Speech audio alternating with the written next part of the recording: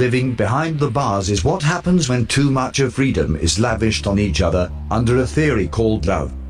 It seems to be quite suffocating. You live your life. Let them too. And if there is something which is of common interest, that's when you can afford to share it with each other.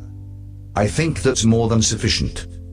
And they too can share what they can, in their psychological convenience and limits. That is giving each other some respect and space. Do you know how this syndrome starts? They would say sweet things on good and glorious occasions. They would say and act proud of you. They will pretend to be partaking in your joy and sorrow.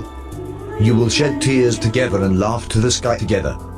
Every moment will seem to stay till the end. By now, you would have let everything go on streets. Your self-respect, your individuality, your dignity, your hashes, your crushes and anything you were proud of. It's all on streets abandoned. You would have done all of it for them, being convinced, not a while before inwardly, that it is no more two, but one at heart. Meanwhile, they would also be comfortable settling their foundations strong. They would no longer have any fear of insecurity, as the roots would have already been grounded with seeds of generations. And when you become basically stupid and dull-witted, they will suddenly go through a hormone and a gender-altered transplant. Their tone changes, their appearance changes. They become so haughty and dangerous all of a sudden. Then sharp, thin, untraceable stink grows over their heads. They would totally appear different. They will go ahead and set their sting into your veins to inject the venom.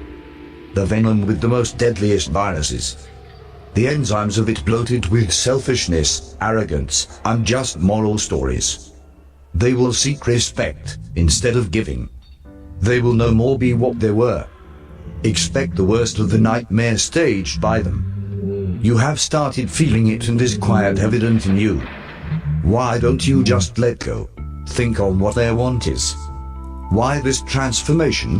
When was President Kennedy killed? And what would do if they get up tomorrow morning and ask you on why you had not told them about the president's assassination yet?